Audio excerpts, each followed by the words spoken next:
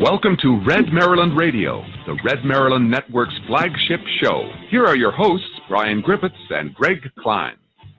Look in my eyes, what do you see? Because you're something I would see. And we are live, another brand new episode of Red Maryland Radio on the Red Maryland Network, where Greg loves technology. Coming to you from the Jim Plunkett studio in the heart of the Severna Park Business District. Gonna be one of those shows, isn't it, Greg? Yes, I love technology. You are listening to Maryland's leading talk show, conservative or otherwise, Red Maryland Radio on the Red Maryland Network. I am Brian Griffiths. He is Captain Technology, Greg Klein. We have got... You know what? I'll turn my mic on, too. Wow, that's help. an own goal. That is an own goal right there. Yes, I love technology. And if the levels all over the place, we're working on. We spent all this time on the new camera angle. If you're watching us on Facebook Live, that's what we put all of our energy into. Right. We're starting to look. In the words of Ned vaguely, Flanders, one problem at a time, boy. We're starting to look vaguely professional. No, With not our even with the air quotes. We look more amateurish, I think. Do we? Video is not our friend. People didn't just ask for video, Greg. They demanded it. Did they demand it? Did they demand my... And whatever. Well, you should talk in the microphone. Sure. That would certainly help people on video. And not, ostensibly, it would help. It would. But we have got... Let's just say something smart and make up for the fact that we look ridiculous. Why start now, Greg? Why start now? Well, we've done that, but we've done it before. 376 times before. See what I did there? I do. I do see what you did there. We got a lot to talk about. There is so much going on in this governor's race. There's a lot going on. It seems as though perhaps things might level off. No one can do bad all the time. But no, every week more bad stuff from the Jealous campaign. And we are here for it. So we've got all sorts of stuff talking about that, because we're talking about debates. We're talking about schools. Breaking we're talking news. About sales taxes. We're talking about wishcasting from WAMU. We're talking about commercials. We're talking about those jabronis from the Real News.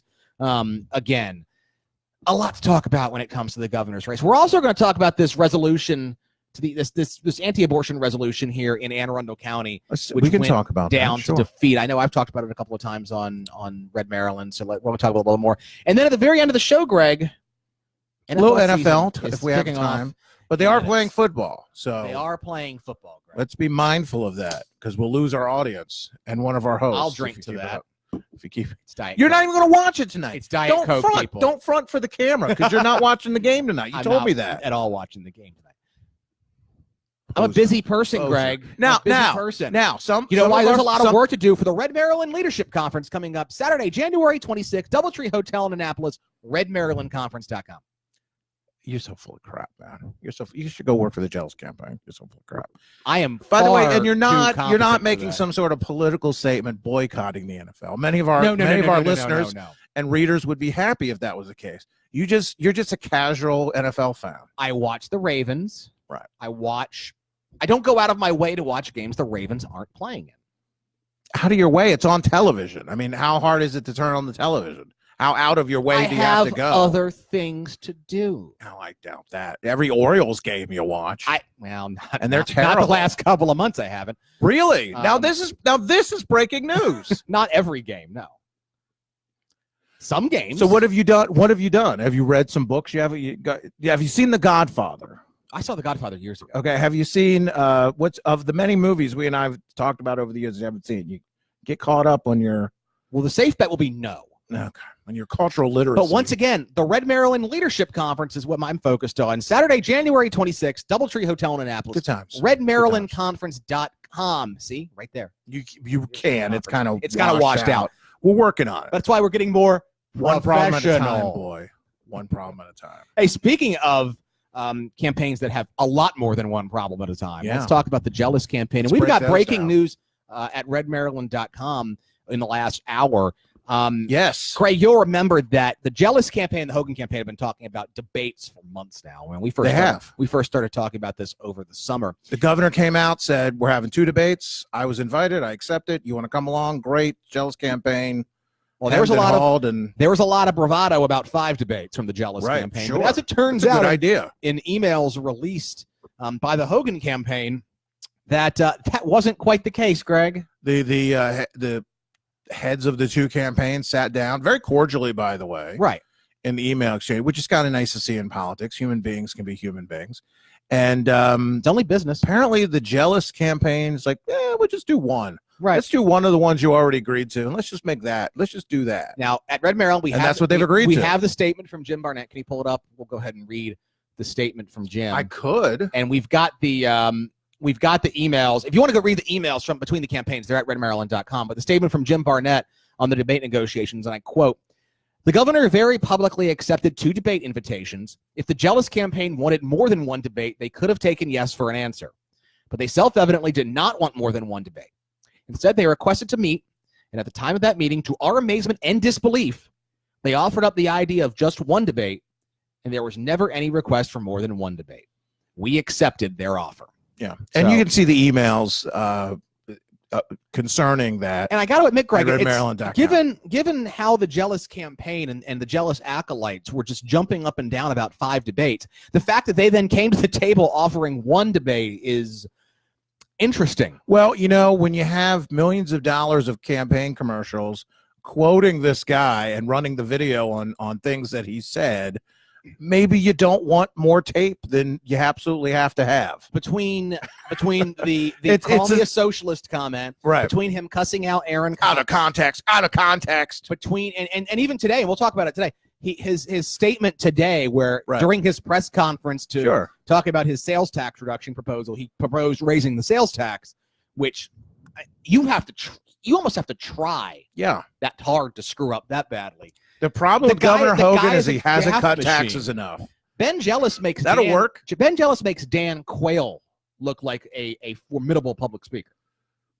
Dan Quayle was he got a lot of crap, but he's better than Ben Jealous. I mean, the guy was vice president of the United States. He was a senator. That's more than Ben Jealous. Has Ben Jealous been elected to? Exactly. He's gonna So don't hate on it's a joke, people.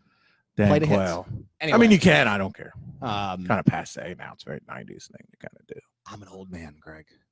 But tell me you don't miss especially you. Don't you miss the days of Dan Quayle being, George Bush and Dan Quayle? Wouldn't that be better in some ways? It would be. In some ways? In some way. I certainly wouldn't have people talking about lie detector tests and saying that books are treason, but hey, whatever. There you go. We're not swerving into that. We're just making and by the way, I'm going to point this out very clearly. If you are here for the Brett Kavanaugh stuff, sorry. No, you're in the wrong friends place. Andrew Langer and Jerry Rogers. They'll talk Kavanaugh your ear off. We're just he's going to get on. It's all theater. There, done. We're done. Yeah. Okay, so let's talk about this race because there's not enough coverage of what's going on here with the jealous campaign. But before we move off from the debate stuff, I want to talk about I didn't say we were just getting back onto it. But I think that Ben Jealous is well served by only having one debate. Yeah. Let's be real. The fact that he was full of bravado and bluster, and his campaign was full of bravado and bluster in saying they wanted 5 debates and then meekly backed off and accepted one, kind of goes to show you a couple of things. One, they don't have a lot of confidence in their candidate to survive a debate, as you were pointing out. It's an honest assessment. It's introspective enough to realize that, and we've said it for months and months, he wasn't very good in the primary debates. No, he was horrible in the primary debates. He won despite of his debate performance, not because of it. Yeah, that's now some, when he does really bad, people bring up the fact that he has a stutter. I don't really hear it, but whatever. But even if he doesn't have a stutter, Greg, I mean, his stuttering didn't force him to say he was a socialist. His stuttering didn't force him to cuss out Aaron Cox. And his stuttering didn't cause him to go through this word salad today where he said he was going to raise the sales tax. It's a little tough. And the reality is if Governor Hogan made a mistake, which he doesn't make a lot of mistakes, it'd be in the press a little bit and they try to make something out of it. If Ben Jealous makes a mistake, it's $1 million worth of ads. Yes. With that clip. So yes. If I was them, even though they have no chance of getting a lot of earned media otherwise, I think it's smart justice. So I get what I'm really saying, you're saying it's an own goal or something on the jealous campaign. I'm saying this is a smart, tough decision that they got to make for a campaign that's because not going well. Well, it can't be both. It is both. Because it can't be both. Well, it can be both. It can't be an own goal and a smart move. Well, it's both, and let me tell you why. I would love to hear the word salad that you're going to use to explain this. It's an own goal because it's one of many times that the Jealous campaign has come out and said something nonsensical that they wound up not being able to back up. But at the same time, they understand that Jealous is a bad candidate. He's really bad on live television, or live to tape television as this debate goes, because it won't be live. Can't get That's a another freaking issue. Live debate to save our lives. That's a failure of the media here, and we can talk about that. But go ahead. And I'm sure when that happens, we'll just rave out about it. But yeah, and yes, you were absolutely right. If Ben Jealous has 5 debates, right, he will trip all over himself making mistakes. He'll probably make more mistakes. Absolutely. So, to an extent, the Hogan campaign bailed out the Jealous campaign to a certain extent. Now it's their mistake. To a certain extent. I don't think it's a mistake for the governor. This is what of course they accepted this. Of course they did. You're like the guy who makes the deal and says, oh, I should have gotten more. No, this is good for the governor's campaign. One debate, it limits the amount of earned media he gets. It's true. It limits, this is the governor's race in a lot of ways to lose. So it limits his exposure. And honestly, the governor's perfectly fine in a debate. He could have done 5 debates and been fine. He did lots of debates when he ran last time, both in the primary and in the general, and he did a fine job. So he wouldn't have a problem. But this is better because he can, believe me, if you can control what the TV shows about your campaign and about you, which is what the governor's going to be able to do with 24 times as much money, right? Then why do something you can't control? Speaking of Jealous's attempts to earned media, he put out this plan. I hesitate to use the word plan, by the way. Well, it's an idea. Some of what he said is stuff we've talked about in the past that he should have been saying months ago.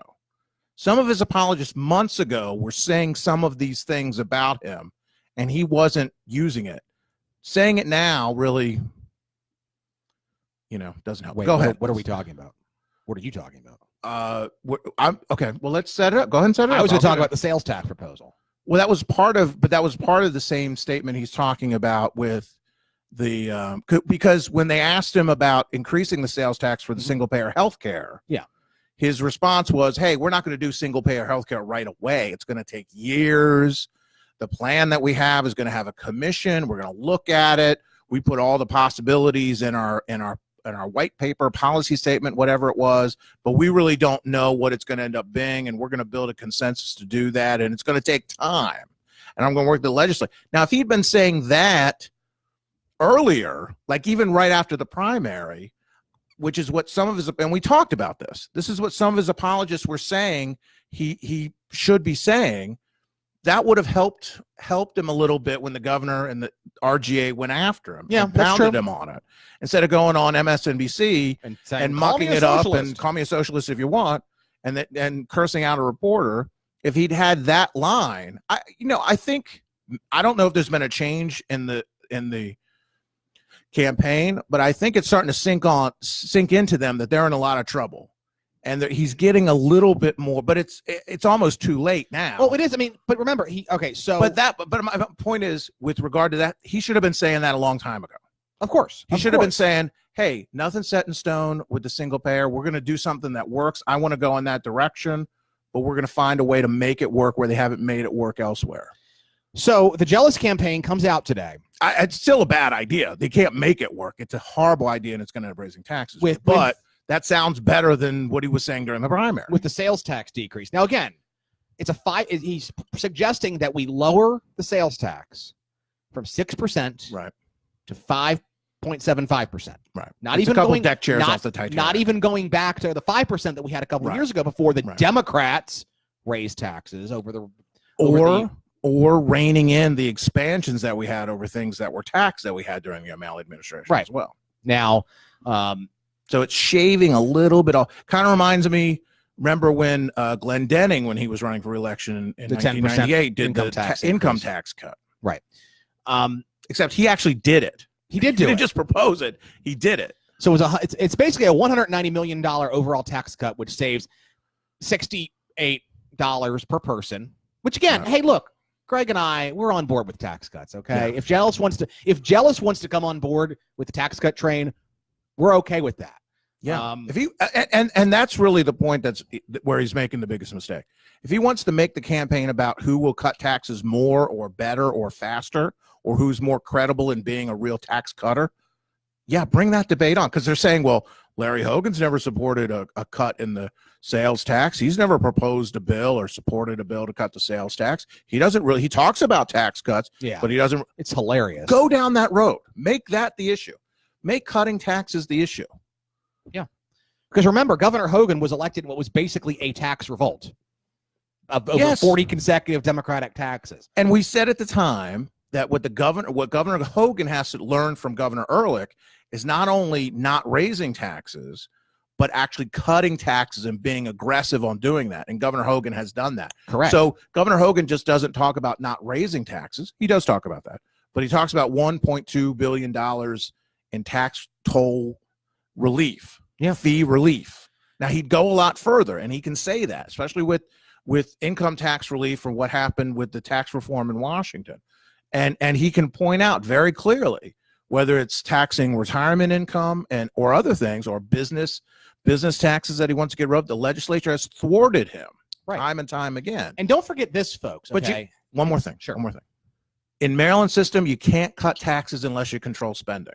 Right. The governor gets that. The governor's done that. The governor's shown he can do that.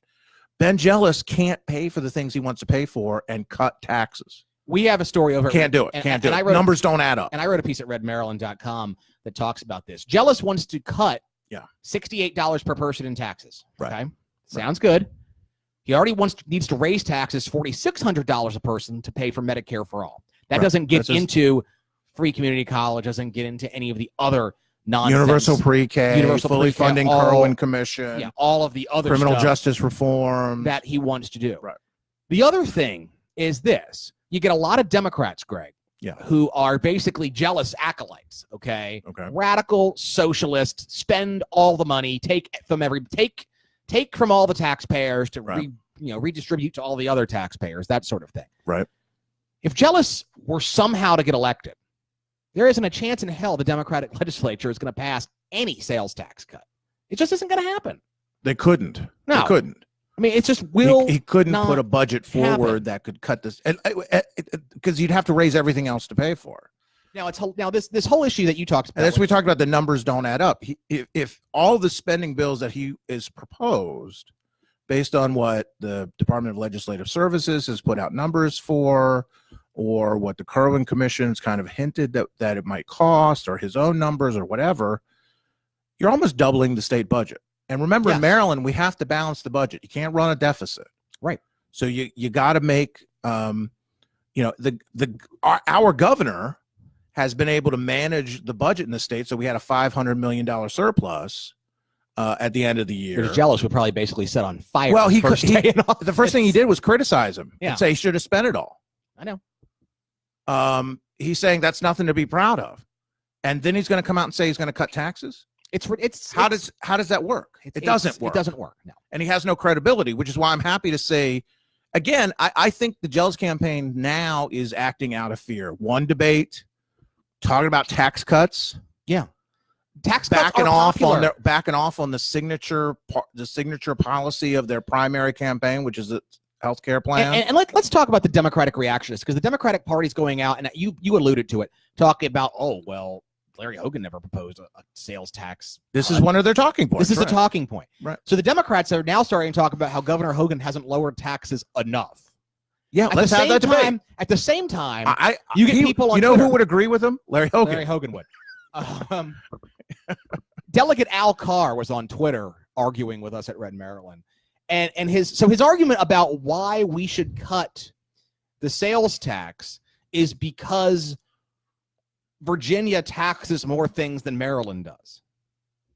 I think he was more arguing that it's the increase in Maryland sales tax wasn't as bad as it's right. I mean, it's like, okay, so that's not his argument for cutting. Your argument is that we're not taxing enough. It could be worse. This is what you're could be worse, champ. But yeah, I think Greg, you're absolutely right. This is a campaign that is not operating. They've basically thrown the playbook out the window. They're backtracking faster than an NHL defenseman. The playbook was, let's be a socialist for all the things, and people will flock to our campaign. and as it's soon not as people working. know Ben Jealous, they'll start to like him. Well, right. And they're the not. other part of it I really love is, and if they know the governor, and this will be a nice transition into what the governor's talking about with his new campaign commercials. If they know the governor's real record, they won't like that 71% is just because he's like with puppies and he had cancer and people feel sorry for him. If they knew his real record, he wouldn't be so popular. Well, number one, they don't have the money to tell you anything. No. The governor's got $9 million to, as we'll point out in these ads. They have some people. He actually has a pretty good record. Nope, they have some people working off the books. We'll get back to them in a minute. Okay. They need like 1 million of them. So yeah, I hope they do. But one of the issues they were going to go after was the plan that they had originally to go after him. Because again, here was the Jealous campaign. Maybe they've blown it up now. I don't know. But the original plan was Democrats hate Trump. They're motivated to come out and vote. Progressive blue wave. We just get them out. They'll vote D. We win. The things that we do policy-wise drive are focused towards Democrats, particularly progressive Democrats. So those are the issues that we talk about. Governor's popularity is just personal. It's not policy related. It won't translate into people voting for him. We just get our vote out. That's all we have to do. We can't lose. That was a week ago. That was what they were saying was their plan. Now they're talking tax cuts. Now they're kind of watering down their single payer healthcare plan. Now they're doing all this. One of the issues they were going to go after the governor on that was going to motivate their base, that would appeal to moderates and whatever independent voters, was education. And they had this Kerwin commission all set up. The fix was in to say that schools are underfunded. Okay. So they could come out and say, and you've heard them say it 1 million times, schools are underfunded. Yep. The governor's underfunding schools.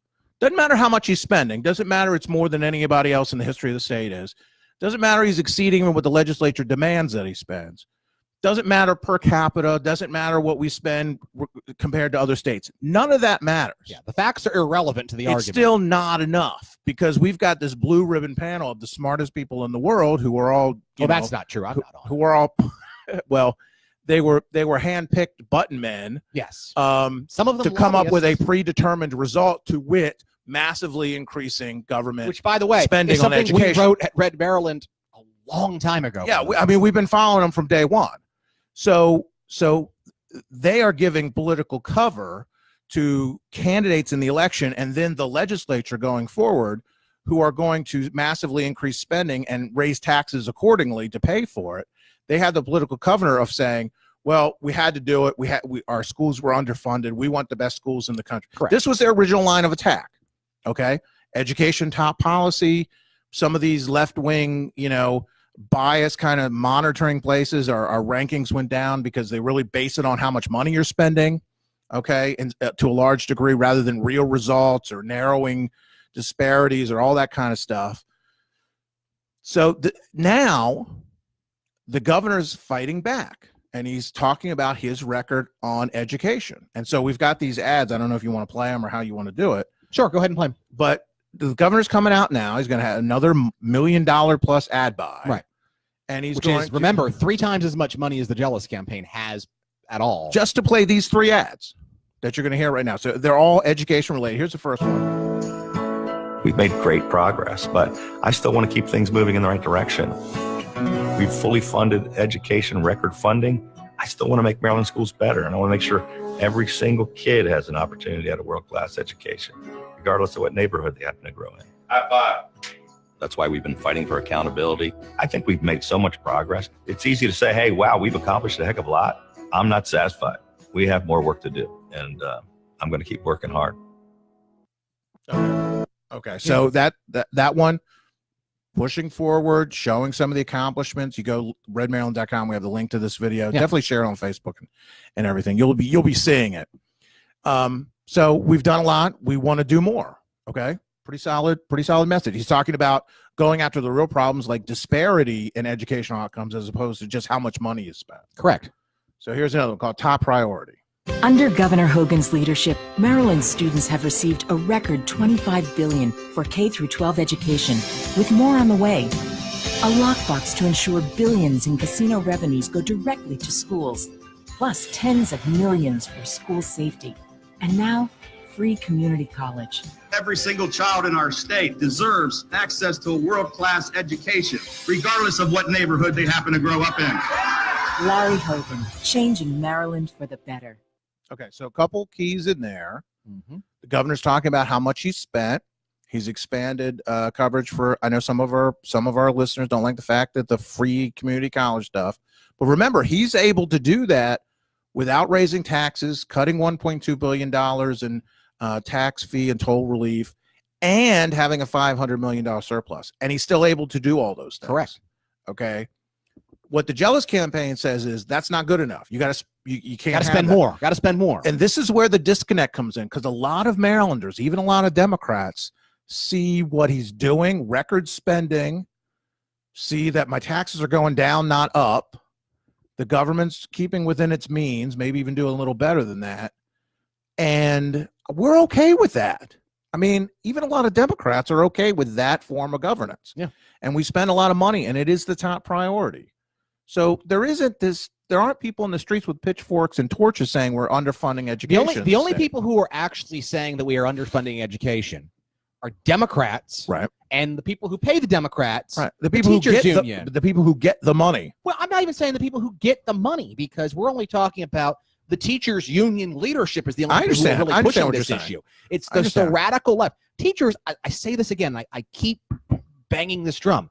Teachers, it's not a drum. Nobody asked teachers who they wanted to vote for. True. The teachers' union, which is a bunch of left-wing Democratic activists who want to turn the teachers' union not into an organization that represents teachers, but into the biggest player in the Democratic Party, pushed Ben Jealous from the beginning. They did. If you asked the 74,000 teachers in the state who they wanted to endorse, I'd be willing to bet it would be a 50-50 split, maybe even a little more in favor of Governor Hogan. But the teachers' union wants nothing to do with that, because now they continue to bang this drum about more spending, and more, and more money going to the schools, most of which, by the way, doesn't ever end up in the classroom. Yeah. FYI. And by the way, let's be honest here. There is more money going to the schools. Record funding every year. Spending more money than any other governor has ever spent on K through 12 education. It's one thing to say if there are other states where they actually they cut educational spending. County. I am. They cut it. At least I don't do a show every day where I say the word water and say water, and do a newsreader show where I say water 5 times in every book. But I digress. He's spending a lot of money, and this is why the argument that he's not spending enough is not very credible. So here's the last one: lockbox. Right. And we know this is we passed gambling, and the idea was all that's going to go help the schools. We all are very cynical, and we know it's crap. But the governor's come forward and talked about it. I like this one. I'm Larry Hogan. I want to take a minute in support of my important ballot initiative that requires casino revenue to be placed in a lockbox dedicated to education. This proposal helps us end educational inequality, boost school safety, teachers' salaries, and school construction. We're already funding our schools at record levels. Passing the lockbox referendum ensures that continues for generations. Vote yes on the Hogan Lockbox Initiative. Let's change Maryland's future for the better. And oh, by the way, I'm Larry Hogan. That ad, boy, is that pissed off people. Yeah. Pissed off the Democrats. Oh, they hate it. Because now, and let's back up to the beginning, because if you remember back, and we were following this on Red Maryland in 2007 when the deal went down in the middle of the night, it was Republicans at the time who wanted a lockbox for casino money. Right. Republicans have always wanted a lockbox for casino money. Right. Democrats only now decided they want a lockbox on casino money because Larry Hogan is the governor, and because of all the other stuff that we just talked about the alleged underfunding of our schools. The reason... Well, it's an election year, too. Yeah, it's an election year. But people forget, the Democrats want you to forget that for all of those years when Martin O'Malley was governor, he raided education funding every year to fund the rest of his pet priorities, and then used, so he basically took the money from the casino fund and put the money into education so that then he could move other education money elsewhere so that he could balance the budget. Right. That's what he did. So That's what he did. You know, the Democrats are all pissed off because the governor's saying, oh, it's the Hogan lockbox. Well, the governor's been talking about the lockbox. Right. That the Democrats finally got around to it during an election year. It's about time. So we've been talking about this for years. Welcome to the party. So the governor's going to run these ads. Ben Jealous can't even say anything really opposite it to really diffuse it. And when the governor's message is record spending, lockbox to make sure that all this money goes that hasn't in the past. So it's $4 billion more over the next 10 years. And oh yeah, by the way, the governor also set aside, I think it was $400 million to help fund the Kerwin Commission. Okay, so the governor's already built into his spending what the Democrats say they need to have. Yeah. So there is no credible argument that the schools are underfunded. There's no cuts of any kind. That's just a flat out lie. You still hear that sometimes. We're spending more. We pour way too much. I think as conservatives, we probably say way too much. But there's no way that Ben Jealous can credibly argue to a majority of anything close to open-minded Marylanders that this governor is underfunding public education. And by the way, I think that's why the polls show that he's not having success with that argument. And that was one of the linchpins that they had going in. By the way, a couple of things here. One, it's kind of a dunking on Jealous a little bit that the governor has enough of a campaign finance lead that he can basically create an issue ad for a referendum that otherwise would not have had an issue ad. And two, this referendum's going to get 80, 90. Well, who's going to be opposed to it? Nobody opposed to this. Who's going to be opposed to it? The only people who are opposed to it are cynical, Democrat politicians, right? Who were telling you they were going to do it and then didn't do it. Clan O'Malley will vote no. Yeah, it's oh no, they'll vote yeah. They'll be self-righteous. Oh, well, we absolutely should do it. I wish we could have done it when I was governor, but I didn't. Blah, blah, now, blah, question blah, blah. 2 is another story. We'll talk more about that closer. Well, when we get there. But anyway, so those are the 3 ads, and the governor again taking away one of the big issues that the Democrats and Jealous is just he doesn't know how to respond. He's all over the road. Greg, why don't we take a break?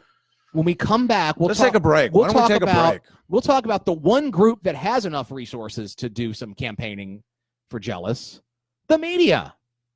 Stick with us. You're listening to Red Maryland Radio on the Red Maryland Network. You're invited to the first Red Maryland Leadership Conference on Saturday, January 26, 2019 at the Doubletree Hotel in Annapolis. Join conservatives from across the state to discuss the future of conservatism in Maryland and to develop strong, principled conservative leaders for the future. This will be an affordable all-day event featuring speakers from across the country discussing politics, ideas, and how to build a conservative majority in Maryland. Sponsorship opportunities are available. To secure your seat for this conference, visit redmarylandconference.com and purchase your ticket today. You can help Red Maryland grow our reach when you visit redmaryland.com and click on the Amazon link and shop as normal. A portion of your purchase will come back to Red Maryland to help us grow. Additionally, you can buy Red Maryland t-shirts, drinkware, and other gear from our Zazzle store at zazzle.com/redmaryland. We want to hear from you. Email us at anytime at redmaryland@gmail.com. You can also leave audio feedback on our Red Maryland talkback line at 410-205-4875. We might use your feedback on our programming. You are listening to Maryland's most trusted conservative voice, the Red Maryland Network. Be sure to follow Red Maryland on all of the major social networking sites. You can follow us at Red Maryland on Facebook, Twitter, Pinterest, Google+, Snapchat, and Tumblr to get the latest from Red Maryland. And be sure to follow the home base for all things Red Maryland, redmaryland.com. Celebrating 5 years as Maryland's only network that matters. You're listening to the Red Maryland Network. Hey, what's up, Cohog? From the station that reaches the beaches, you're listening to Dingo and the Baby. Dingo and the Baby, 97.1 Cohog. Oh, baby. D-I-N-G-O. Dingo! And the You're here with Dingo and the Baby. And if you're thinking about changing the station, don't you do it!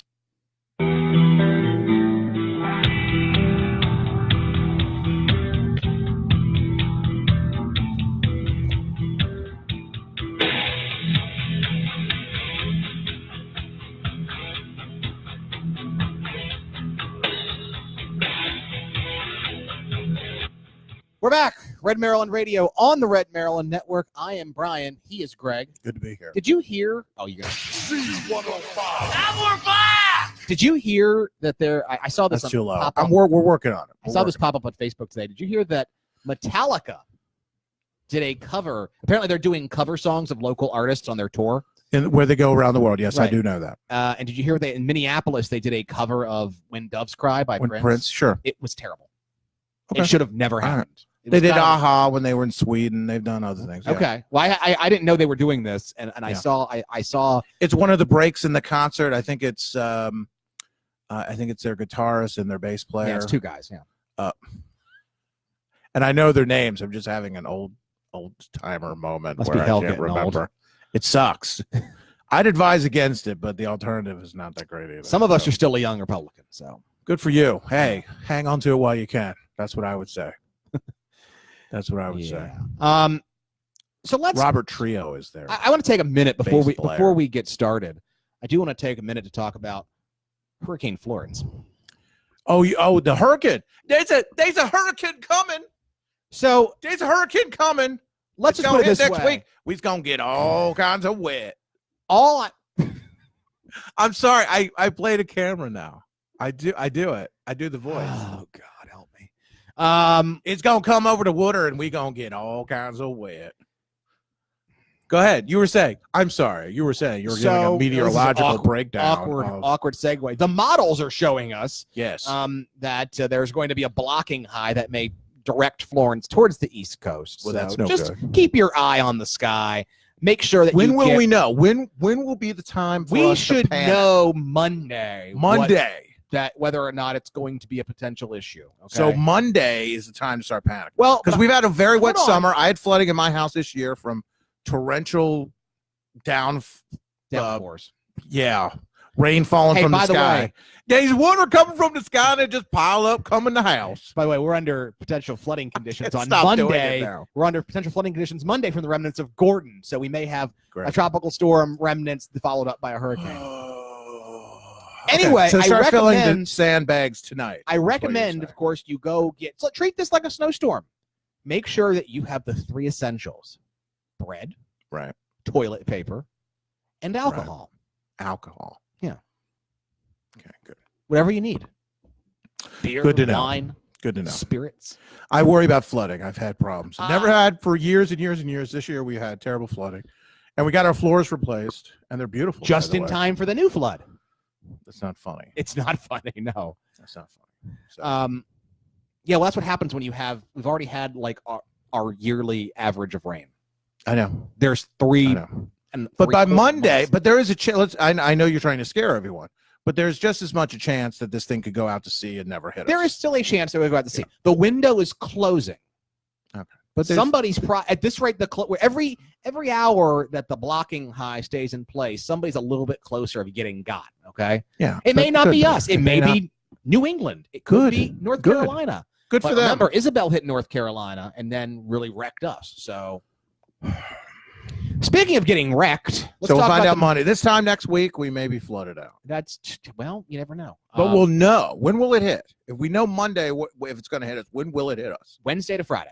Wednesday to Friday. So next week when we're doing the show, Potentially. it could be when we're doing the show underwater. That was an Potentially. underwater sound. It sounded Or like water, as some it local sounded hosts like a little call it. bit of something.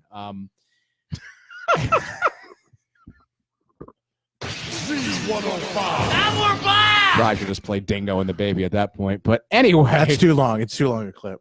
that's what she said. Anyway, C105. And we're back! let's talk. Speaking of things going off the rails, let's talk about the media. So the Jealous campaign. We've talked, Greg, about the Jealous campaign and how Yes. they don't have the money to do their own media at this point. But really, why Correct. do you need to have media money to do paid media when the media will just give it to you for free? Earned media, sure. Friendly Well, media. is it? Yeah. Friendly media is more like it. It's hardly say it's earned. So there was a WAMU. Well, that's the term for it. WAMU. That's You're not buying American it. University. That is public radio out of Washington, D.C. Government subsidized. So they left-wing they ran a propaganda. story as well as a clip. We can play the clip. There's a clip. You see the play button? We're almost 2 months from Election Day in Maryland, and both Governor Larry It's NPR stuff. What do you want? Hogan and Democratic challenger Ben Jealous are ramping up their campaigns. Hogan has been far ahead in the polls and in fundraising. Far ahead in the polls and fundraising. But Jealous says he's got the advantage of a state that's overwhelmingly Democratic. Overwhelmingly Democratic. I like how he pronounces the H there. Never and mind ready to turn out and vote. the deficit. WAMU's Martin Ostermuel has this look at how Maryland's gubernatorial race is shaping up and what both sides need to do to win. Money doesn't vote. People do. That's what Democratic candidate for governor of Florida, Andrew Gillum, tweeted last week after having his some interesting conversations. Yeah, he's going to win the too. FBI right now. Yeah, he's going to win too. They're all going to win. I've never heard a candidate say money doesn't matter and end up winning. That's not a good sign when you're saying that. Eyes victory. Gillum's tweet is a tidy summary of what Ben Jealous is hoping will carry him to victory over Governor Larry Hogan come November. Sure. Jealous may be polling behind the popular incumbent and may have Behind 24 is times generous. less money in the bank. Well, that's true. And may have 24. Just throw that aside. That's insane. Irrelevant nonsense. That's insane, by the way. But when it comes to Maryland's voters, he has one massive advantage. The absolute raw number differential between registered Democrats and registered Republican is at an all-time high in Maryland. So, by the way, and maybe you were going to make the same point. They never include unaffiliated voters. Yeah. Which is the independents are at an all-time high and Yeah. not particularly inclined to elect which is Democrats. a huge part of the electorate and the fastest growing, has been for a long time. And oh, by the way, look at all of the Hogan Democrats from 2014, the Ehrlich Democrats from 2002, hell, the Trump Democrats in certain sections of the state in Democrats think 2016. that 75% of registered voters are Democrats. They're not. No. I don't even think it's a majority. Is it a majority? Not anymore. Not anymore. Independents are the biggest. Most voters in the biggest states voter are group. not Democrats. Yeah. They're either independent or Republican. Yeah. So, and oh, by the way, that's why the numbers don't really add up. And this analysis is terribly, terribly Well, their flawed. go-to person for this is John Willis, noted Democratic left-wing mover and shaker, right? Former Secretary of State under Glendenning. Yeah. Oh, yeah. By the way. Yeah. John Willis is a professor at the University of Baltimore and a former Maryland Secretary of State. Under Martin O'Malley. No. There are now 1.1 Sorry, Glendenning. Under Paris and Glendenning. 1.1 million more registered the last Democrat to cut taxes. Democrats statewide than there are Republicans. Maryland has always been a Democratic state, but back in 2014, that's actually not exactly true. Pretty much true, but turnout among Democrats fell to historic lows. That's one of the reasons that Hogan won that year. Nonsense. And it's something Democratic officials in the state and the Jealous campaign say they won't let happen again. They hope that President Trump and then we get to Trump. Trump's unpopularity in Maryland will drive voters to cast ballots against any Republican, including Hogan. It's a message they started spreading last week at a pep rally at the Prince George's. You know what else you spread? Fertilizer. The principal part of their plan is not they are going to, it's they hope. Yeah. They hope Trump is so unpopular that people come out and vote. That is literally their plan. Well, Greg, office. You can wish in one hand and shit in the other and see which one fills. Okay. All right, there you go. He was dying to do that, folks. I was trying to keep that. Trying to class up the place a little bit. The Maryland Democratic Party. Phone banks, canvases, you need to be here, signed up, get your friends here, because if we turn out crowd goes by at that level, everyone wins. By the way, I've seen the video. There's like 30 people in there. It's not, right. It's not, Including Ben Jealous. But for all of Ben Jealous's focus on turning out Democratic voters, there is one challenge he faces: money. He doesn't have much of it. Money may not vote, but it does help tell people why they should vote for someone. It does. Malia Cromer is an associate professor at Goucher College. Cromer. So Ben Jealous has made the argument that if voters hear his message, it's a message that more Marylanders support. And that's why he's the down issue 16. is, does he have the money or does he have the resources or does he have the campaign to get Marylanders to actually hear this message? Spoiler alert. As of late August, Jealous had less than $500,000 in the bank. Hogan, on the other hand, has more than $9 million stocked away. And now he's starting to spend it on statewide TV ads trumpeting his message that he's a middle-of-the-road change agent. That's an image many Maryland voters seem to agree with. Polls It has the added benefit of being true. Yeah. It always here helps have to be shown accurate Hogan and with honest. approval ratings hovering between 60 and 70%. Jim Burton is a former head of the Maryland Republican Party. for a Republican to win in Maryland, a lot of things have to go right. But, the governor has 4 years of a solid record. People feel good about how things are going. And that speaks to an additional challenge for Jealous, says Cromer. He may be able to attract unlikely voters who agree with his progressive platform, but that same platform may scare off more moderate Democrats. You have to make sure that you're holding Larry Hogan to under 20% or so. The other thing of about these unlikely voters is that they're not likely to show up and vote.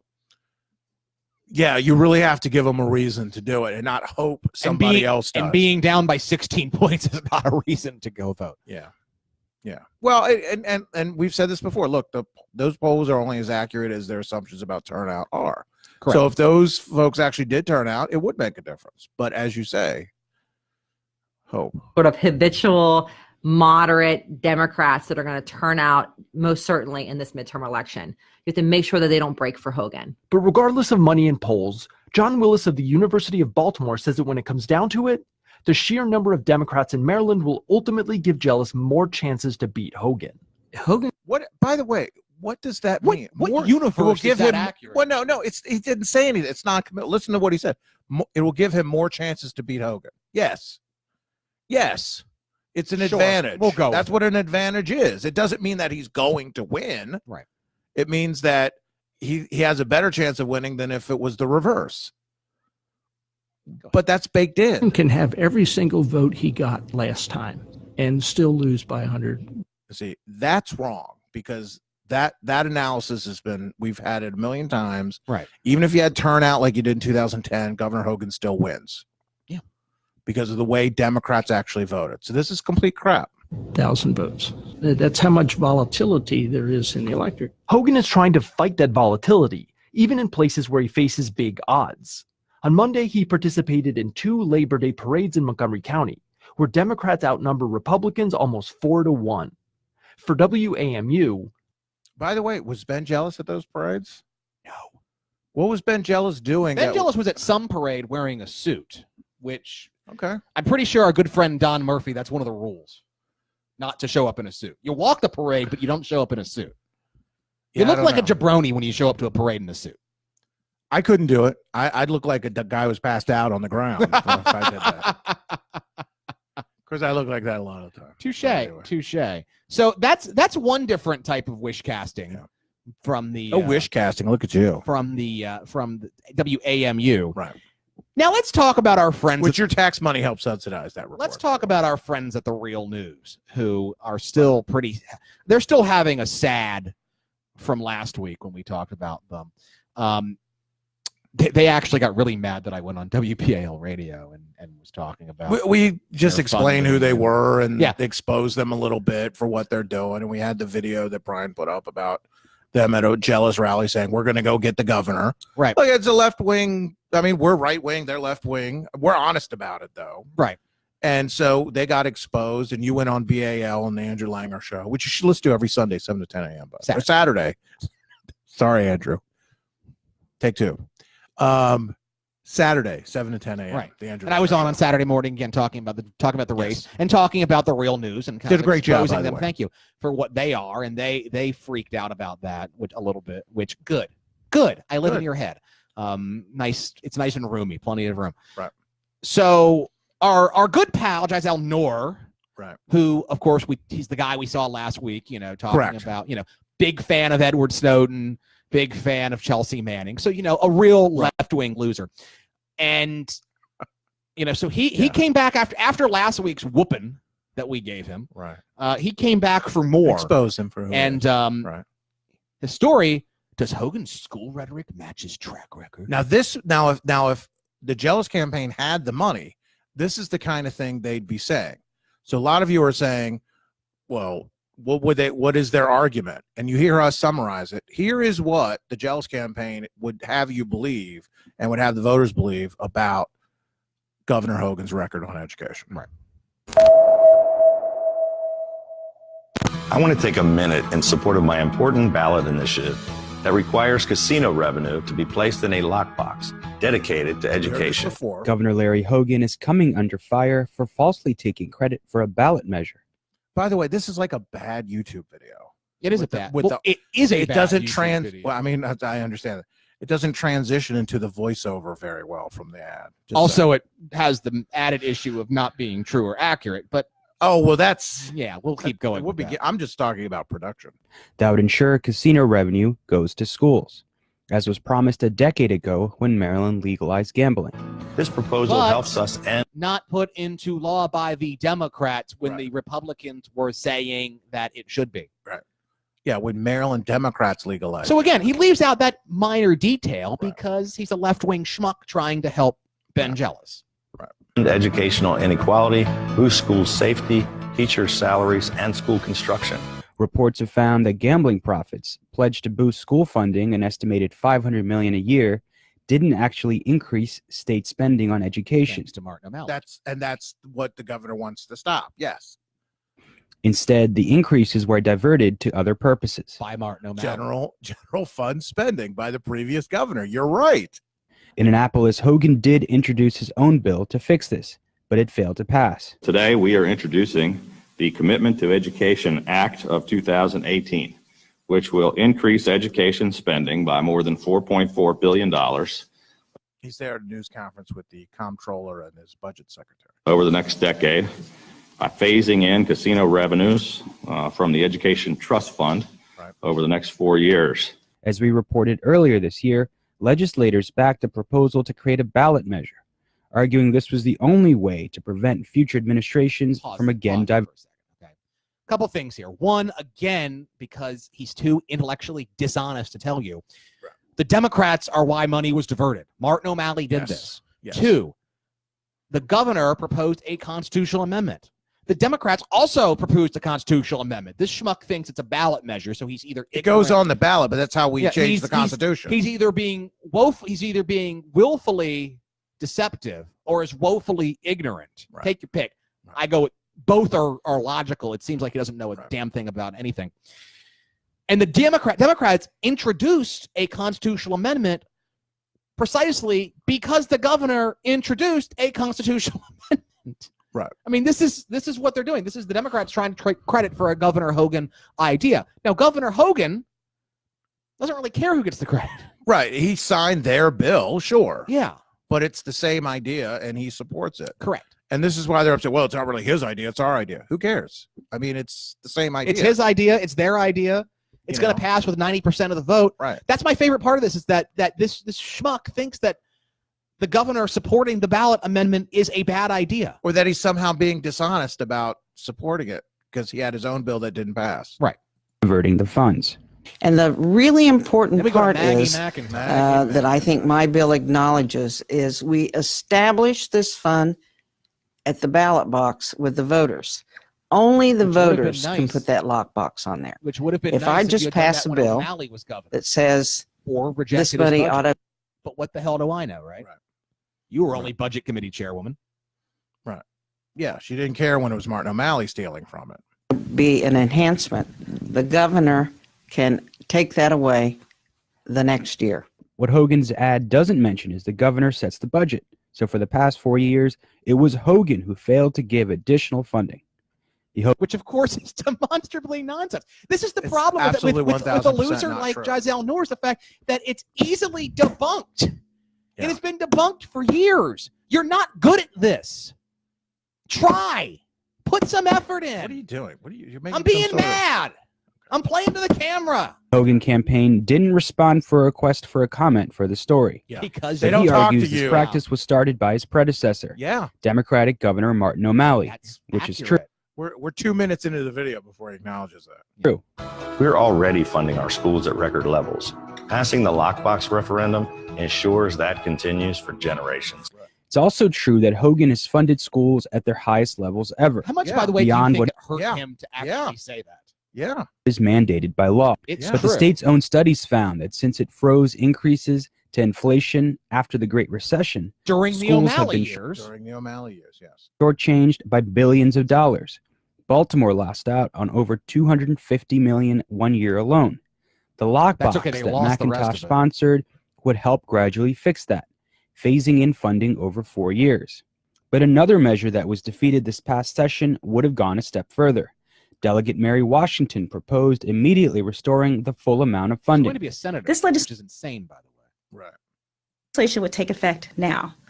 It's not requiring the voters to vote on something that they already voted on. We voted in referenda in 2008. Right. The other thing is that's not, of course, accurate, because the voters did not vote on a lockbox. The voters voted on a constitutional amendment to legalize with the promise of a lockbox. With a promise that that Democrats, like Mary Washington, violated time and time and time. I think the again. governor's bill, by the way, wouldn't have required a constitutional amendment, would have just enacted it by statute. But there's a constitutional amendment aspect to this too. This is kind of a, it's akin to, kicking it to committee or something like that. We'll compromise by putting it on the ballot. To use gaming dollars to increase school funding. Then we voted again in 2012. So I don't think we don't need to ask the voters again if they want to prioritize public education. But critics said this measure had the same flaw as Hogan's proposal. It could be circumvented by future laws. They also argued shifting 500 future laws that people like Mary Washington and Mary McIntosh voted for. Right. Also, by the way, it was amazing the fact that this professional news operation couldn't edit out the breath from his voiceover. That was impressive. And the buzz in the background. Real quality. I mean, the B-roll he's got's okay. $1 million immediately in the budget would come at the expense of other social services. Meanwhile, Hogan appears to have softened his stance on Baltimore schools in recent public appearances. Before hitting the campaign trail, Hogan frequently claimed Baltimore schools face a crisis of mismanagement, not underfunding. Well, that's because they lost $250 million that they can't find. You have to be, seriously, you have to be willfully ignorant or intentionally deceptive in order to put a video out like this. Yeah. So what is it, Giselle Noor? Are you a liar or a moron? We cannot allow children to be punished year after year because their adult leaders are failing. The governor went on to say the problem is not with funding. He says there's enough funding. He says there's not enough accountability. Meanwhile, Hogan's Democratic opponent, Ben Jealous, has vowed to raise teacher pay, fully fund schools, and expand. Notice he doesn't dispute that, really. No. Pre-K to 4-year-olds. Critics say Jealous has yet to articulate how he will fully fund these programs. We're critics who said that. But Jealous says he can do so by legalizing and taxing marijuana. Numbers don't add up. We debunk that. And passing a millionaire's tax on the 1%.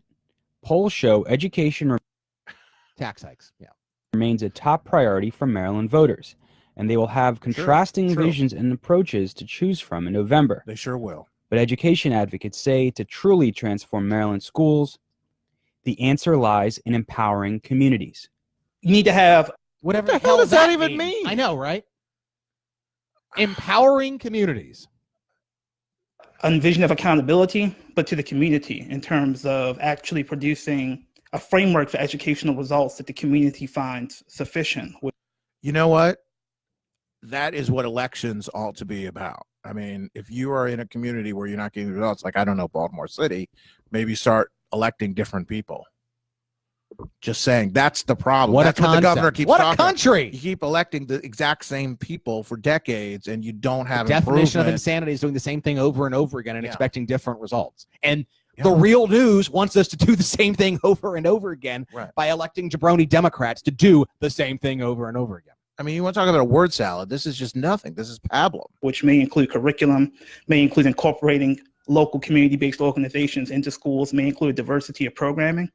And that typically isn't talked about in the funding debates. They talk a lot about iPads and air conditioning, and those things are good. But when you're looking at air conditioning, the same people are complaining today that Governor Hogan, who has led the fight for air conditioning, hasn't done enough about air conditioning. It's almost like this is all about politics and not about actually kids.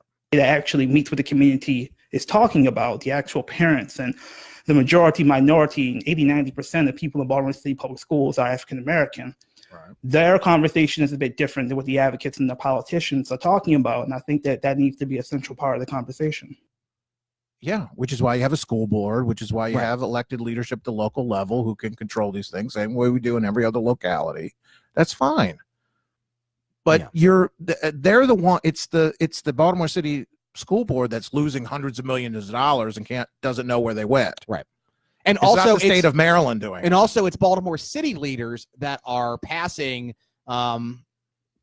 these tax bills that reduce their tax base and lower the amount of tax dollars that the schools that Baltimore City schools can get from the state to fund education. Right. So that's not Governor Hogan's fault. Governor Hogan's not forcing the city to pass tax increment financing. He's not forcing Baltimore City to pass payments in lieu of taxes. That's what the city is doing. Right. So it's city leadership that is losing hundreds of millions of dollars that they can't finance. City leadership that's losing hundreds of millions of dollars in state aid that they would normally get because they keep lowering and lowering their tax base. But if Ben Jealous wants to run a campaign on spend more money on education, he can do that. The governor's spending record amounts. He's setting aside, protecting money in the future for that. He's put aside money to pay for Kerwin. If that's not enough, what is it going to take? Give us some numbers. How are you going to pay for it? That's when the Jealous campaign starts to stumble. Yeah. They can talk about we've gone from first to sixth or whatever. They can talk about it's not enough, it's underfunded. But when you really press them, which again goes back, let's circle around. This is why he doesn't want 5 debates. When he really gets pressed on, well, how much do we need to spend? Give me a number, and how are you going to pay for it? That's when Ben Jealous is going to remind you that he has a stutter, and you shouldn't make fun of him in a debate. Yeah. Because he doesn't have a good answer for that. He doesn't have an answer. It's like, it reminds me of a West Wing episode where Bartlett asks his I can roll my eyes on camera now. Bartlett asks his opponent, okay, those 10 words sound great. What are the next 10 words? And that's what Jealous reminds me of, is the fact that his first 10 words are great, but there's not another 10 words and another 10 words after that. It's worked for him so far. I wanted to just bring up that clip just because, I hope the Real News realizes that we're onto them and that we're going to be on to them for the rest of this campaign. If they want to keep doing basically free in-kind contributions to the Jealous campaign, we're going to point them out, and we're going to point out that, they've said that they're activists for Jealous, that they've said, that they are, led by people, connected to the Venezuelan dictatorship, that they're a Canadian-based company, and that they have very, very sketchy financial dealings, insofar as that they're not releasing where their money comes from. But I think it is also helpful if you want to know what the Jealous campaign would be saying if they had the money. That what you heard in that video would be what they would be saying. Yeah, it's they're the unpaid campaign, as far as we know, because again, the financing is sketchy. Well, they're not getting paid enough because because they're not very good at it. Yeah, unless you follow them on YouTube or you listen to us break them down, you don't know anything about them. It's funny. I had a conversation with via email with a reporter who's an Annapolis reporter. I won't name names. We were talking about my piece last week at redmaryland.com, which an Annapolis reporter you won't know discussed the Real News financing. Okay, and he's like, yeah, I saw that piece, and I didn't want to draw attention to it because those guys are a joke and nobody takes them seriously. Right. Because everybody knows what they are. Right. So I mean, the Real News is contemporaries don't take them seriously as a news organization. They had a hell of a lot more respect for us because again, we say what we are. And we don't sugarcoat it. We don't. We have an out in the open agenda. We don't, and we've been here for a while, and we didn't airdrop in from Canada, right? And they don't have much of a reach. I mean, again, we like to highlight them because they represent what the Jealous in their suffering. Well, they represent what the Jealous campaign's real argument is. And unfortunately, it's not like we could play a Jealous commercial and break it down because the guy doesn't have any money to run commercials. So this is what their message is. And I think it's important for people on our side who are in the bubble, especially you people on Facebook or watching this on Facebook, when you say, I have no idea how they think they're going to win. I have no idea what they think is wrong with, I don't understand anybody who doesn't like the job Larry Hogan's. Well, here, listen. This is it. This is it. Greg, why don't we take a quick break, very quick break. And very quick break. And when we come back, we'll talk about abortion resolutions and we'll talk about football. How's that? Let's have a quick discussion because football is coming on. I'm looking at I don't even have a watch on. I don't have a watch on. You're invited to the first Red Maryland Leadership Conference on Saturday, January 26, 2019 at the DoubleTree Hotel in Annapolis. Join conservatives from across the state to discuss the future of conservatism in Maryland and to develop strong, principled conservative leaders for the future. This will be an affordable all-day event featuring speakers from across the country, discussing politics, ideas, and how to build a conservative majority in Maryland. Sponsorship opportunities are available. To secure your seat for this conference, visit redmarylandconference.com and purchase your ticket today. Radio Company.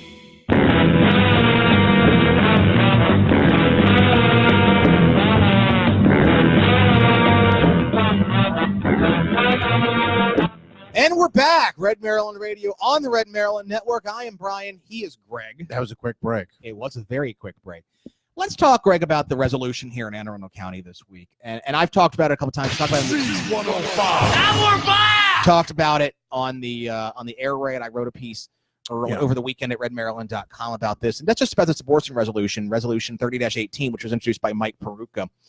And the resolution, basically, it was a personhood resolution. It was basically saying, we recognize the importance of life from conception until natural death. That's not exactly what it said, but that's basically what it said. Well, you have a piece of redmaryland.com that has it there. You can go read it right there.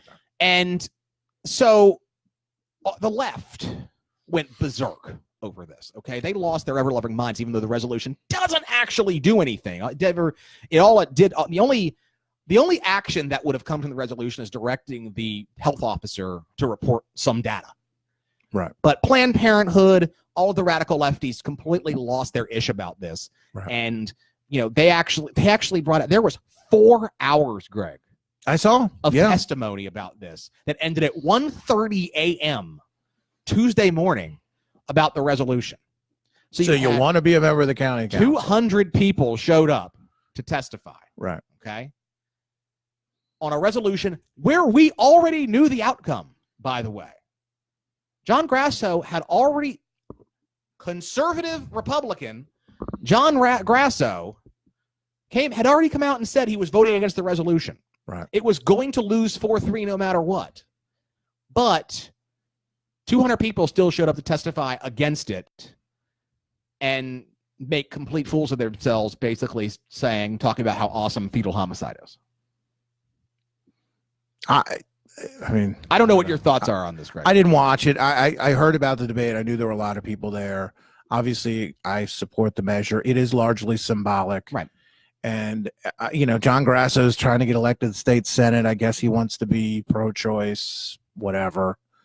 Maybe that works for him. He's still better than Pam Beidle, I guess. Well, that's true. But on abortion, he's not going to be a friend. This is where, Jerry Walker and the county executive, and who doesn't have a vote on the council, I understand that. But all the Republicans were on board, and you lose a guy like Grasso. Yeah. So, I hope Grasso goes on to, bigger and better things. But I'm glad he's off the council. And I'm glad Jerry Walker's off the council, too, for other reasons. But maybe we'll get some people who are a little more reliable on this. It was symbolic, and I don't think it was this horrible invasion. It does highlight a very divisive issue. You and I agree that every human life is sacred and that life begins at conception and it ends at natural death, and that we want the law to respect that and protect that, because if it doesn't, then it devalues all of our lives. And we have a culture of death. In this country, and it is growing, and it is pro-abortion, pro-fetal homicide, it's pro-suicide, it's pro-euthanasia, and it needs to be resisted vigorously. And I'm glad we had this debate and we had this discussion and we exposed the people who are exposed to it. I think most people in Anne Arundel County, are not in favor of abortion. I think if we got rid of Roe versus Wade, you'd still have legalized abortion in most places, but we'd have more restrictions than we do now in most places, like the rest of the world. Yeah, the civilized world, and most of the uncivilized world. Frankly. Frankly, and that would be a better thing, and it would save a lot of human lives if we did. It was just the whole. You can't get people ginned up about resolutions that are important or actually do anything, but you can get hundreds of people to protect the right to kill a human being, and that's a pretty damning statement about the people who showed up to testify. I agree with you, though. How many resolutions of the county council have you written about a red man? That's my point. Okay, all right. I'm just saying there's a lot of resolutions that had more weight to them than this. And I'm agreeing with you. I'm agreeing with you.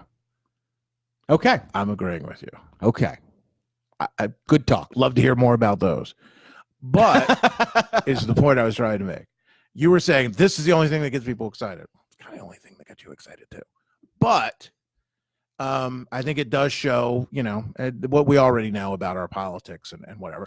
Though this issue is not an unimportant issue. It's an important issue. And it's one that should be debated and our county leadership should, recognize that. And it did put an onus to collect some data so that we can, when we have policy discussions going forward, that we have those. So, yeah. So it's a big distraction. All those people testifying was just theater. And on the bright side, it's one of the reasons I don't testify in front of legislative bodies much, especially on bills that are widely known what they are, and because it's pointless. It's like all those gun guys testifying till 2 a.m. It doesn't really do anything. No. I'd rather work on a campaign to get somebody decent elected to the county council. The good news was that was 200 people who were not knocking doors for Democrats on Tuesday night. Yeah. We have that going for us. All right, let's talk football, Greg. Let's talk football. Let's talk football. The season has already kicked off. Z105. Now we're back! I have no idea what the score is of the game. I do know that the Ravens kick off on Sunday, 1 p.m. against the Buffalo Bills, who are actually starting Nathan Peterman at quarterback, which... Wait, what? Yeah, they are. They are starting Peterman at quarterback. Not Josh Allen, Nathan Peterman. Okay. Which, if you're a Ravens fan, like me, that's like feeding a kid to the wolves, but the Raider season starts as it traditionally does. As it often has done. Yeah. The second game of the Monday night doubleheader against How many the Rams. years in a row has this been? Have they been the 10-15 kickoff? I don't know. It seems like every year they've done this. It's been, for a while. And I remember when I ran for office in 2006, putting out signs the night before the primary. Yeah, they were doing it that night, so I got home in time to actually. I was listening to it that year. The Ravens had. I should have just stayed home and put out signs. Watch the game. The Ravens had the 7:00 game that night. I remember that because I remember I was going to help put out signs for I can't remember whose campaign. No, it was 2010. I was doing it for Braswell's campaign, and the Ravens had the 7:00 kickoff that night. And I said, "All right, you and Braswell should have just gone home. Had a beer. We'll go do that after the game's over." Because priorities. I can't. This is. Yeah, I don't know why you chose a hashtag on Twitter to try to find the score. That was. I thought they would flash something. I didn't think it would. If only there was some sort of website, possibly with an abbreviated set of letters. Just start. So who do you think's gonna? How do you think the Ravens are gonna do this year? 10-6. You're a big Ravens 10-6. 10-6 in a wild card. Frankly, the AFC's not that great this year. The Steelers will probably win the North. The Patriots win the East, as they do almost every year. Right. There's 45-minute delay in the game, so you didn't miss much. Aha! You didn't think we had that much power, but we do. That's why I didn't see a score. 4 minutes into the game.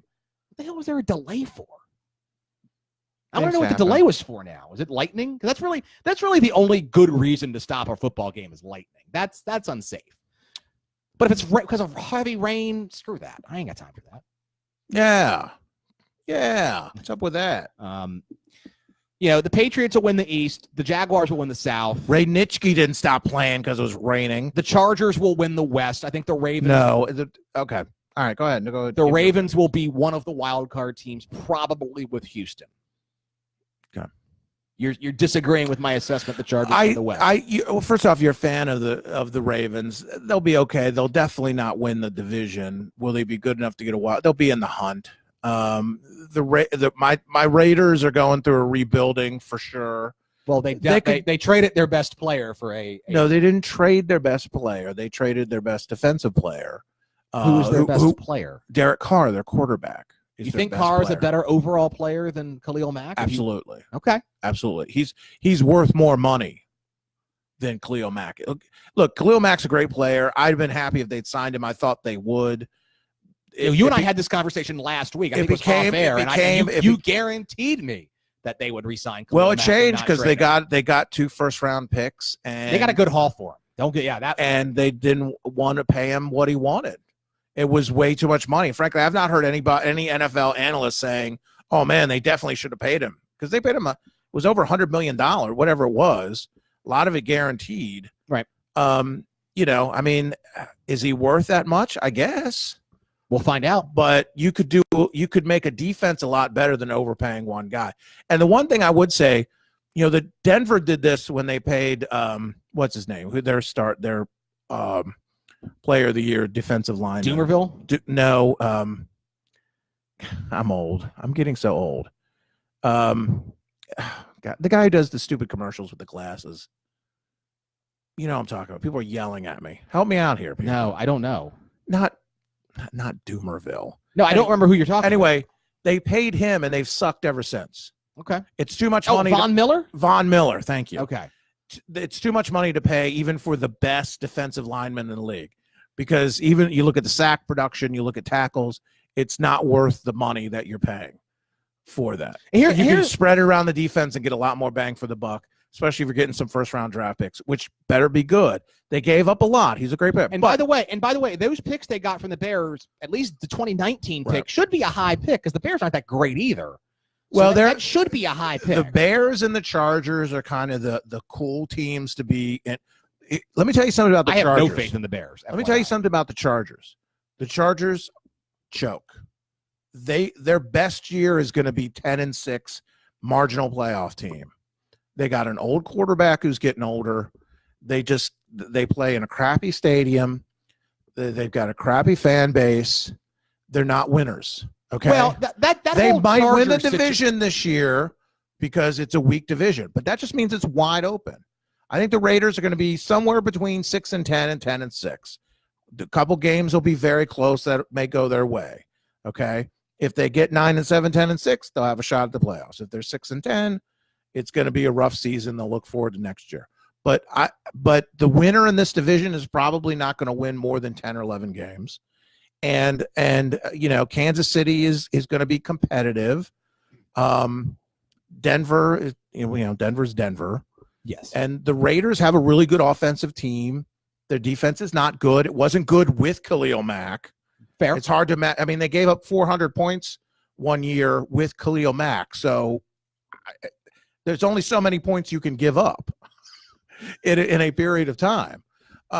So they'll have to work. He's a great player. I'm not dissing him at all. I hate to see him go. But I think they got a shot. Now, who do I think's good? The Patriots, you got to prove that you can beat the Patriots. It's going to be tough to do that because their division's pretty weak, though the Dolphins might be a little bit better. That's a team I'd never have any faith in. The Pittsburgh and the Ravens, you get to play the Browns twice, who are terrible. And by the way, I watch Hard Knocks. They're terrible. Why is Hugh Jackson an NFL head coach? He has no business. Just remember, though, people have the Browns as a chic playoff pick this year. That's stupid. They're stupid people. They will disappoint. They're terrible. Hugh Jackson is not good enough to be a professional head coach. I'm looking right in the camera and I'm telling you that. Okay? If they win 2 games this year, be impressed. They will not. They will not. And it starts at the top. The head is rotten. The rest of the body will rot. Cincinnati's terrible. So you guys get 4 kind of, easy games to win. The best thing the Ravens have going for us right now is that Le'Veon Bell is still holding out. That is the best news for us because Bell probably will not be back into game shape by the time we play the Steelers week 3. Yeah, and I don't know that I the think. Steelers aren't the greatest Steelers team. I mean, they're good enough to bring it around if they get Bell back, if Roethlisberger's healthy and plays well. They could be a playoff team and win the division. Houston is an up and coming team. I mean, what's the over under? Watson can stay on the field. Yeah. What's the over under for JJ Watt actually playing a game? I mean, that guy should be embarrassed. He's doing these commercials when he's doing all these. Play a friggin' game, and then I'll respect you. Okay, you don't play.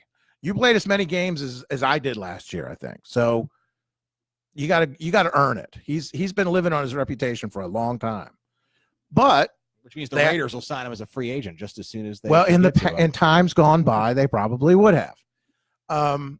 But they've got a good young quarterback. They've got some good offensive talent.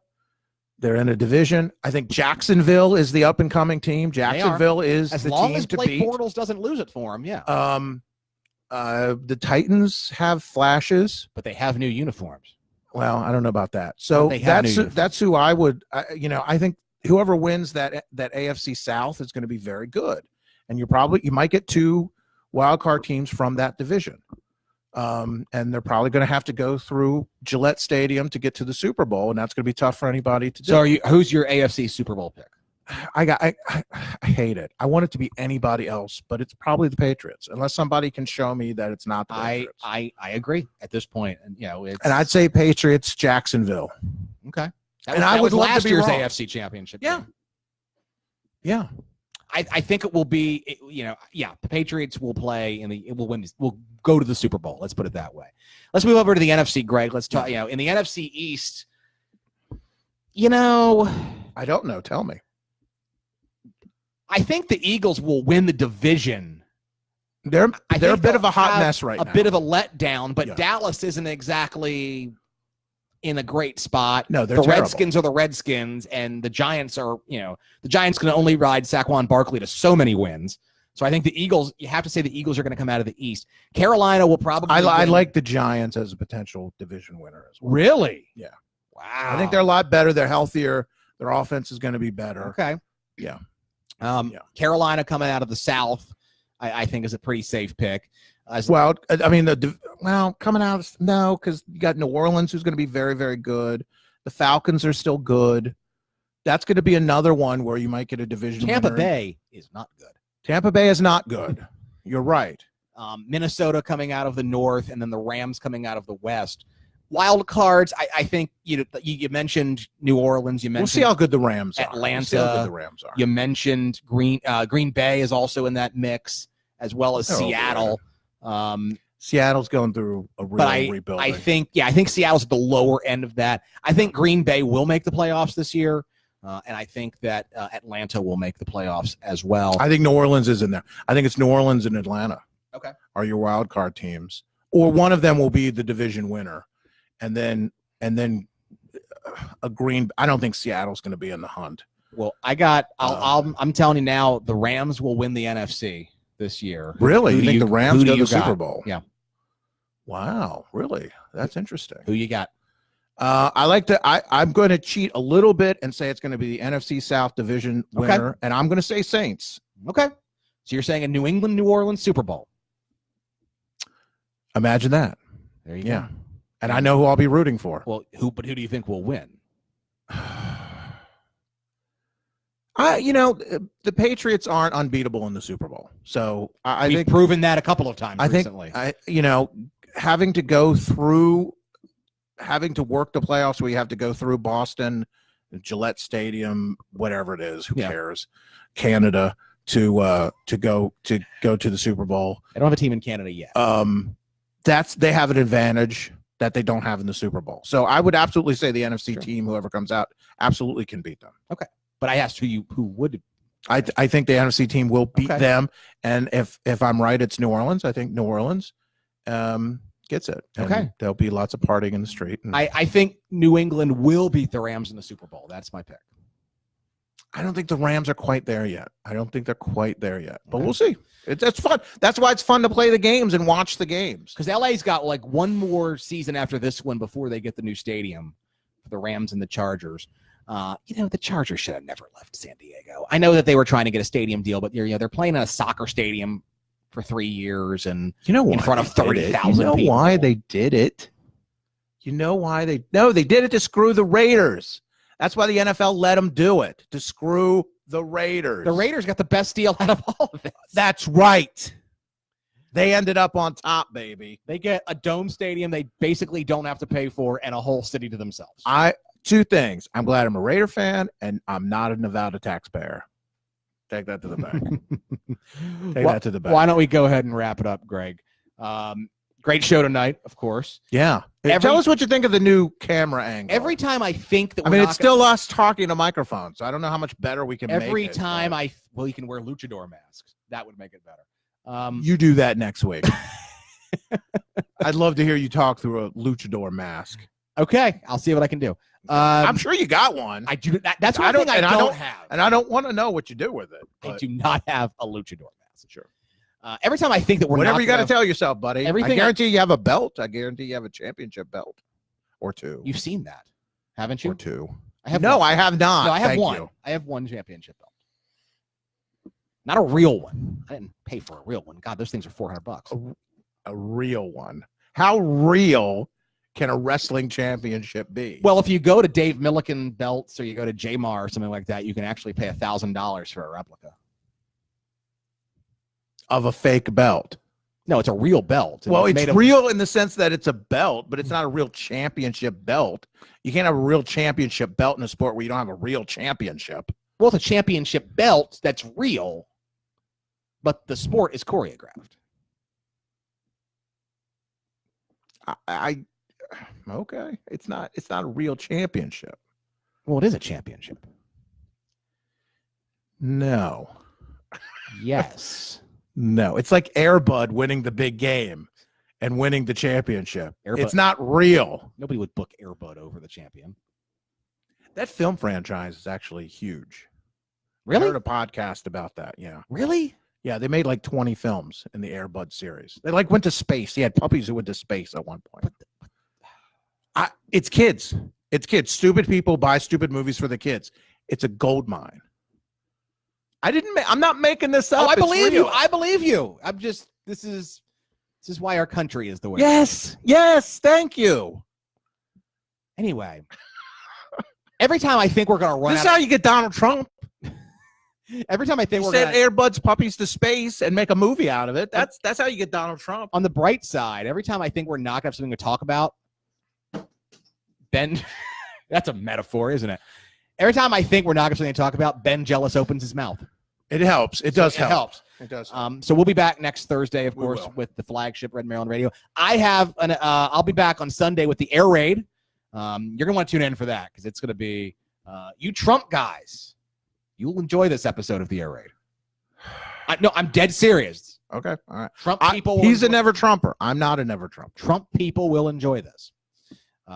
You'll enjoy this too, actually, quite frankly. I always. If you are a I conservative, enjoy the heck out of it. you will enjoy this. I enjoy the heck out of it. You'd be writing an ostensibly- anonymous letter to the New York Times, maybe? Like my ego would allow me to do anything anonymously. Good point. Thank you. By the way, my new column in the Capitol, easy enough for me to say, has run. It's great. It's good. It's really good. Thank you. Involves the word shibboleth a couple of times, which I knew you would appreciate as somebody who enjoys the English language. I do, and I did. Ostensibly, we have a show on Tuesdays called The Conservative Refuge. Why even bring it up at this point? I'm busy. Come on, give me a break. But we are back on Thursday for a Yes. brand new episode of the flagship Red Maryland Radio on the Red Maryland Network and on Facebook Live. Of course, redmaryland.com, the home base for all things Red Maryland. All of our coverage of the election is there, so please be sure to check that out, as well as click on the Support Us link. You can support us any variety of ways. First off, you can subscribe to Red Maryland Network program on iTunes, Stitcher, Spreaker, the TuneIn Radio app, and Google Play, and have Red Maryland Network podcasts and content automatically downloaded to the device of your choosing. You can also support us. You can click on the Amazon link and make your purchases on that Amazon link. And a portion of that purchase comes back to Red Maryland to help us grow and enhance the network. You can also donate to us, paypal.me/Red Maryland. Donations are not tax deductible, but they are appreciated. Yes, and they are. are all Very much so. reinvested back into Red Maryland, both Yeah, the we don't the get network. dark money from the Koch brothers. We'd love to. We take it. We're available. PayPal.me/Red Maryland if you're listening. But everything you give us goes back into Red Maryland, so we can do high angle camera shots like this on Facebook Live. Because we fancy.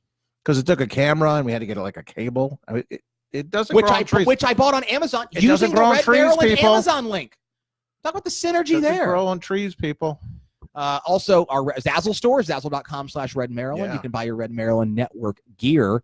Please do. The Are You Effing Kidding Me t-shirt, which a lot of people thought about his tax proposal, Yeah. and his proposal to raise taxes today. So that's what a lot of people are thinking there. We are, of course, on Facebook, facebook.com/Red Maryland. We are on Twitter @Red Maryland. We are on Instagram @Red Maryland. You, right there, you are the force multiplier. If you are watching this on Facebook, share it. Share it with your family. Yeah. Share it on your wall. Share it in your community group. Share it in your civic group. Share it any place that you can share it. Because every time you share this or every time you share a story from Red Maryland, it grows and it gets spread to the wind. Yeah. No, this video, absolutely share it. And more people read it, more people see it. Yeah. More people know that Jealous is full of crap. More people know the real news is fake news. That's how we build a movement, folks. You can help. Please help. Right. Help us out. Help a brother out. You can email us at redmaryland@gmail.com. You can also call us on the Red Maryland Talkback line at 410-205-4875. What's that number? 410-205-4875. And we will feature your comments on a future Red Maryland Network program. Greg, any final thoughts? I'm going to go and watch some football. I'm not. For everybody here at the network, thank you very much for listening. For Greg Klein, I am Brian Griffiths. You've been listening to Red Maryland Radio on the Red Maryland Network. Oh, radio.